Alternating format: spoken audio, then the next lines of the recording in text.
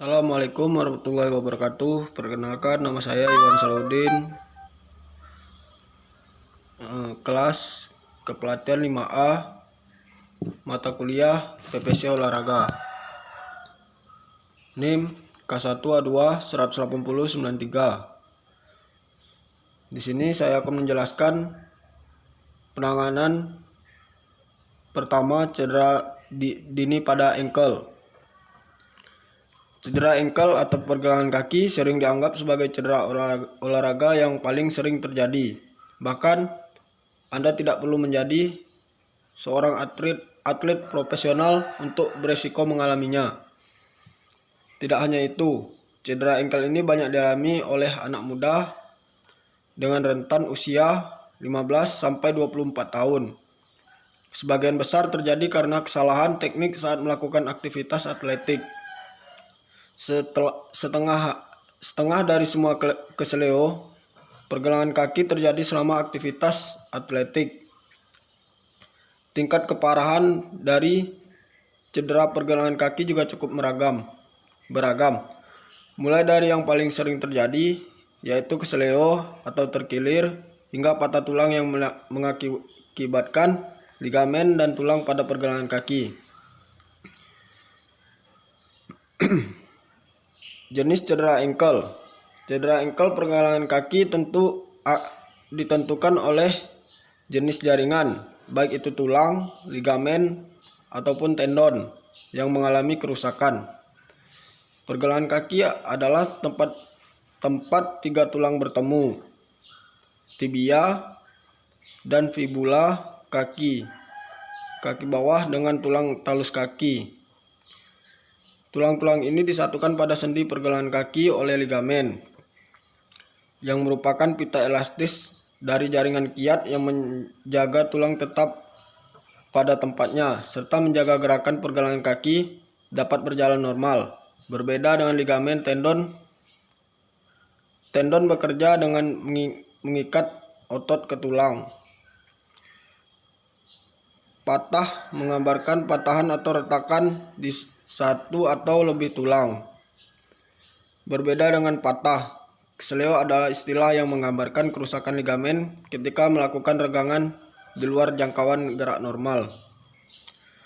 Suatu keseleo ligamen dapat beragam tergantung dari banyaknya robekan mikroskopik pada serat-serat yang membentuk ligamen, sedangkan tertarik atau otot tegang mengacu pada kerusakan otot tendon akibat tertarik melebihi kemampuannya.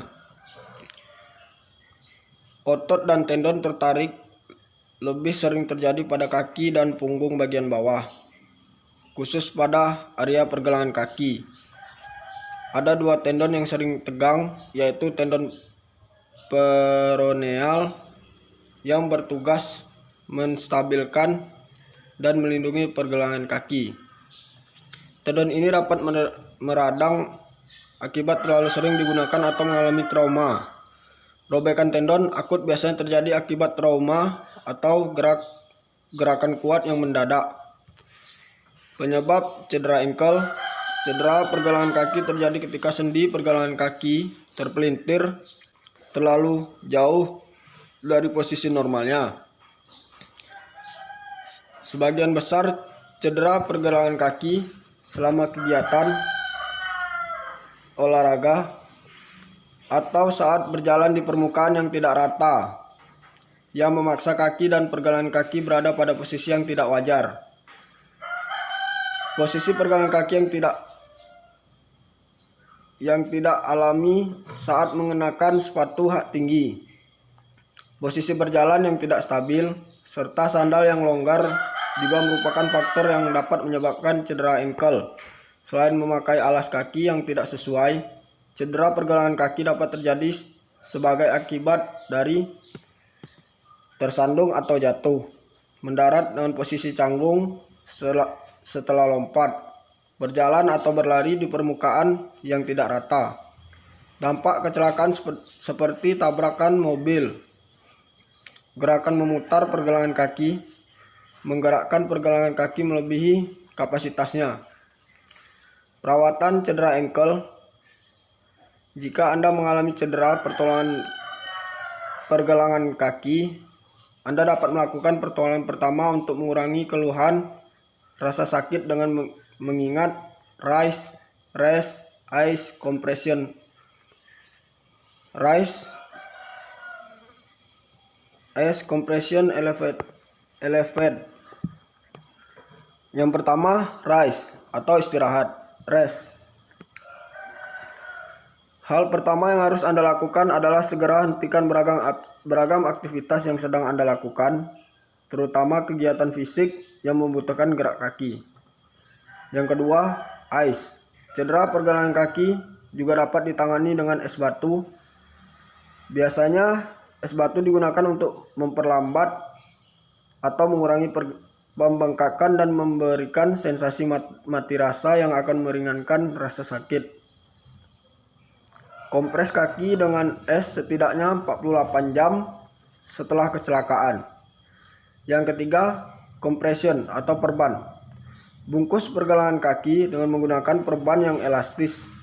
Cara ini penting untuk menjaga pergelangan kaki tidak bergerak dan berada dalam postur atau posisi yang tepat. Akan tetapi, jangan sampai membungkus kaki terlalu kencang karena berisiko menghambat aliran darah. Yang keempat, elevate atau posisikan ke atas. Terakhir, angkat kaki Anda atau posisi kaki Anda ke atas atau setidaknya sampai sejajar dengan dada saat duduk. Cara ini penting mengurangi pembengkakan dan rasa sakit. Akan tetapi, jika Anda merasakan kondisi semakin memburuk atau mendengar suara patahan dari pergelangan kaki saat kejadian, sebaiknya segera pergi ke dokter pada unit gawat darurat untuk mendapat penanganan cepat dan tepat. Baiklah, hanya itulah yang saya sampaikan. Lebih dan kurangnya saya mohon maaf. Assalamualaikum warahmatullahi wabarakatuh.